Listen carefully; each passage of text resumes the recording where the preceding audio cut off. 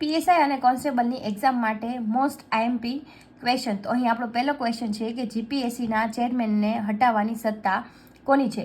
જીપીએસસીના અધ્યક્ષની નિમણૂક રાજ્યપાલ કરે છે, તો તેમને હટાવવાની સત્તા કોની પાસે છે? 90% લોકો રાજ્યપાલ લખશે, પણ સાચો જવાબ શું છે? અલગ આવશે, જે છે રાષ્ટ્રપતિ.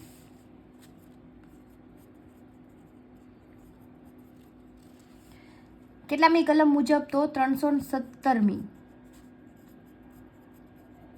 બીજો ક્વેશ્ચન છે કે ગુજરાતમાં કયા સુલતાને જકાત, જેને આપણે યાત્રાવેરો પણ કહીએ છીએ, એ નાબૂદ કર્યો હતો? તો કોણ હતો એ? તો આવશે મુઝફ્ફર શાહ બીજો.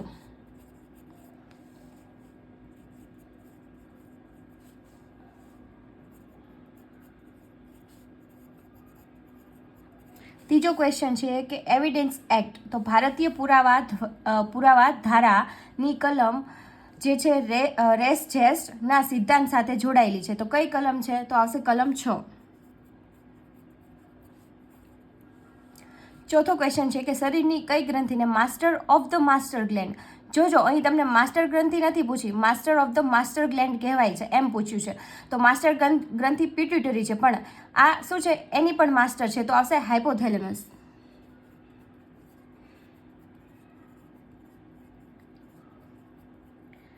પાંચમો ક્વેશ્ચન છે કે મૌર્ય કાળમાં ગુજરાતનું પાટનગર ગિરિનગર હતું, તો ગુપ્ત કાળમાં પાટનગર કયું હતું?